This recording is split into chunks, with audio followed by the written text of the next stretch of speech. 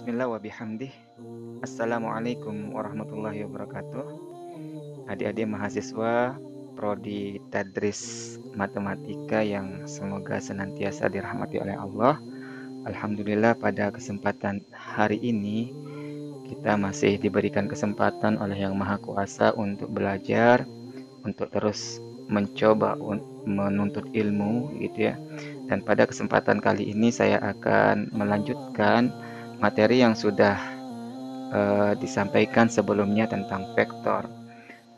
Di pertemuan sebelumnya saya mencoba menjelaskan bagaimana kita menganalisis vektor berdasarkan sumbu X dan sumbu Y.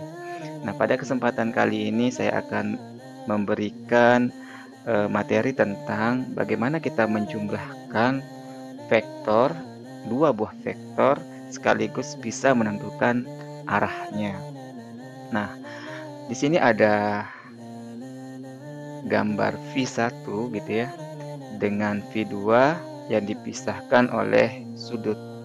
Sudutnya kita simbolkan dengan theta gitu ya. Ini lambang theta gitu ya.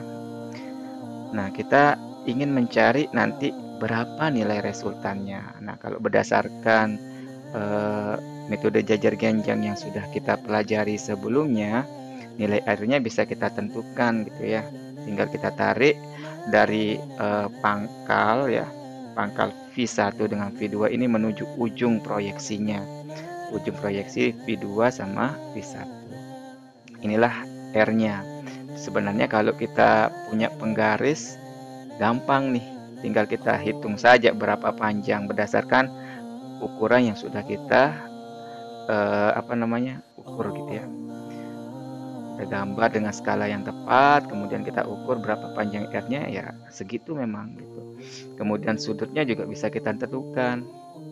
Ya, bisa kita, misalnya kalau sudutnya yang ditanyakan antara V2 dengan R gitu, ya tinggal kita ukur saja pakai busur derajat berapa derajat begitu. Tapi kita kan ingin menghitung secara analisis dengan perhitungan, tidak lagi kita mengukur gitu ya. Nah, caranya bagaimana? Tinggal kita pakai persamaan. Tapi sebelumnya saya ingin perlihatkan dulu beberapa gambar yang mungkin perlu dijelaskan gitu ya. Nanti kita akan ingat-ingat lagi bagaimana sifat trigonometri yang sudah dipelajari mungkin di matematika dasar atau ketika Anda dulu duduk di SMA gitu ya. Dan vektor ini materi yang sebenarnya sudah kita pelajari dulu di SMA gitu kan. Nah, kalau kita misalkan di sini kita sebut sebagai sudut alfa, ini sudut beta. Nah, nanti ini tentunya sudut berapa nih? Kalau kita lihat, ini kan theta, ini juga theta, berarti otomatis ini 180 dikurangi theta. Kenapa? Karena sudut berpelurus itu kan nilainya 180 gitu ya. Paham ya, insya Allah. Nah, ini persamaan yang bisa kita pakai.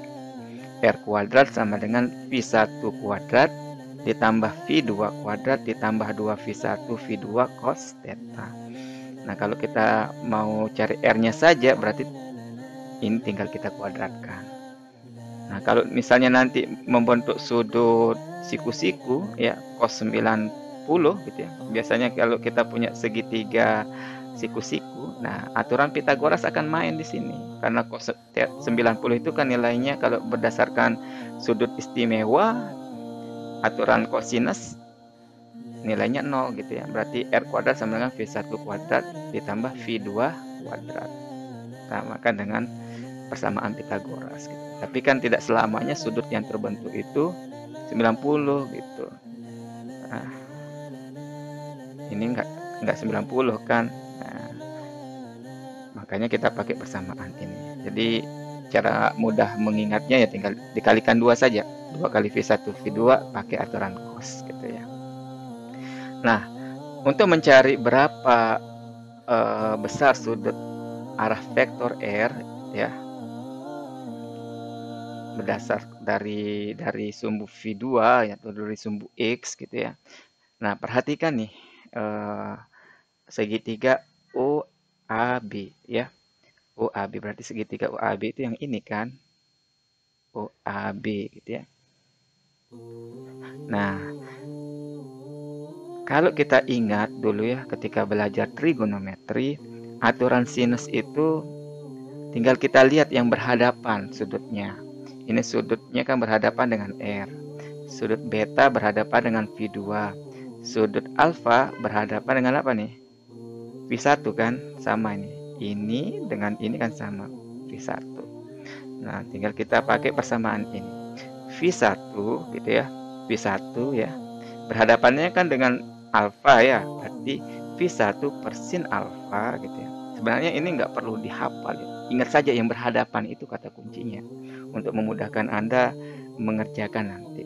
Kemudian V2 per beta gitu ya, sin beta, maaf sin, jangan lupa sinnya, sama dengan R ya, berhadapan dengan apa nih? Dengan 180 derajat min theta.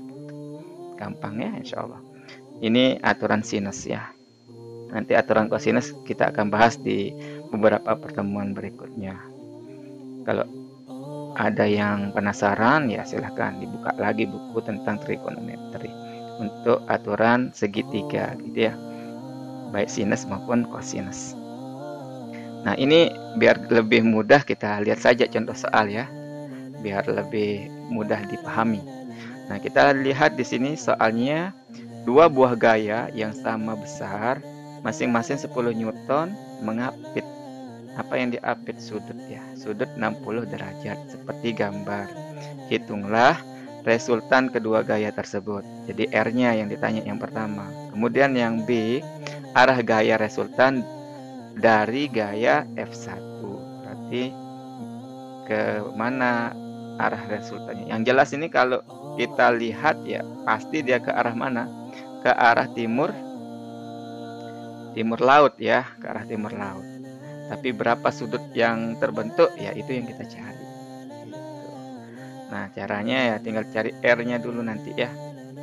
Jadi R-nya bisa kita cari F1 kuadrat tambah F2 kuadrat ditambah 2F1 F2 cos theta gitu ya. Berarti tinggal kita masukkan saja nih. Akar dari ini sebenarnya panjang gitu ya. Ya, kita pakai simbolin aja. Mohon maaf karena keterbatasan ya, nanti bisa diganti ya. Berarti 10 kuadrat ditambah 10 kuadrat ditambah 2 kali 10 kali 10 cos 60. Kenapa 10 nih? Karena yang diketahui memang F-nya nilainya 10 gitu ya. F1 maupun F2 kan sama-sama nilainya 10. Berarti 10 kuadrat 100 ditambah 10 kuadrat 100 ditambah 2 kali 10 kali 10 cos 60. Cos 60 siapa yang masih ingat? Jadi cos 60 itu nanti bisa dilihat di kalkulator juga boleh. Jadi cos 60 itu nilainya setengah ya.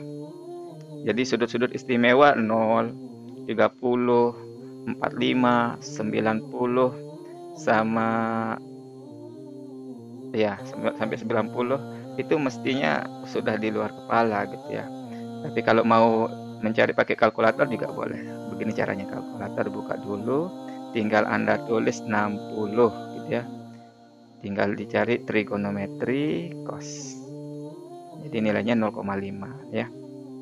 Nah, tinggal kita masukkan ini kan 100 tambah 100, 10 kali 10 100. Ini kan setengah ya. Tinggal coret aja 2-nya dengan setengah atau 2 bagi 2 kan 1. Berarti akar 300. Nah, kalau misalnya kita mau lebih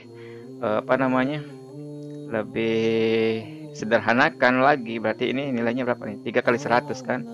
Akar 100 10. Berarti 10 akar 3 gitu. Bisa lah ya. Nah, untuk nilai sudut yang terbentuk, berarti sudut yang terbentuk yang ditanya apa nih? Alfa gitu ya. Kita perhatikan segitiga ini ya, R, F1 sama F2-nya. Berarti yang kita ketahui di sini F2 kan sama alfa. Kenapa kita nggak pakai yang beta di sini? Ya sama saja sebenarnya ya, sama saja karena F1 dengan F2 besarnya juga sama. Sebenarnya kalau kita logikakan ini berarti ini akan menjadi apa nih? Segitiga sama kaki ya, sama kaki. Kalau ini sebenarnya tanpa perhitungan seperti ini juga bisa kita logikakan gitu. Karena sudut segitiga itu kan berapa banyaknya? berapa jumlahnya? 180. Kalau ini 180 kurangi 60 sama dengan 120, bisa kita pastikan di sini adalah alfa tambah betanya 60 kan? Berarti alfanya mesti akan ketemu 30. Ini juga 30 ya, karena kakinya besarnya sama ya. Jadi yang perlu diingat untuk segitiga itu jumlah sudutnya 180. Kalau kakinya sama panjangnya, berarti sudut yang kedua-duanya ini juga akan sama. Tapi kita mau buktikan nih, benar nggak sudutnya 30 gitu ya. F2 nya kita masukkan 10 ya. Kemudian sin alfa itu yang ditanya, R-nya itu ketemu 10 akar 3.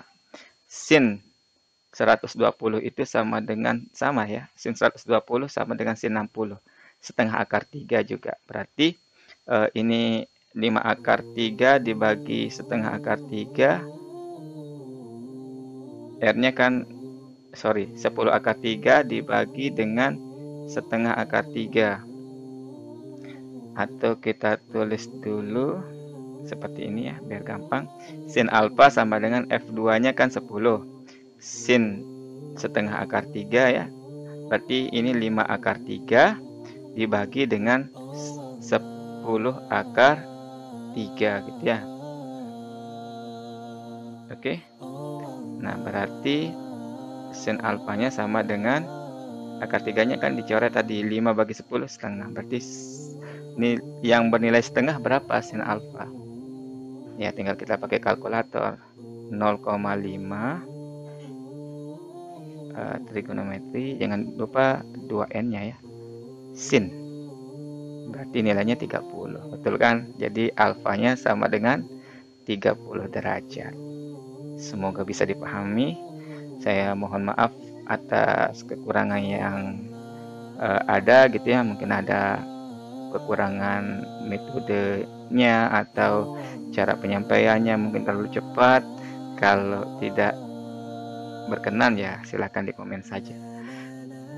Like kalau suka, dislike kalau nggak suka. Mungkin demikian yang bisa saya sampaikan. Kurang lebihnya mohon maaf. Wabillahi taufiq wal hidayah. Wassalamualaikum warahmatullahi wabarakatuh.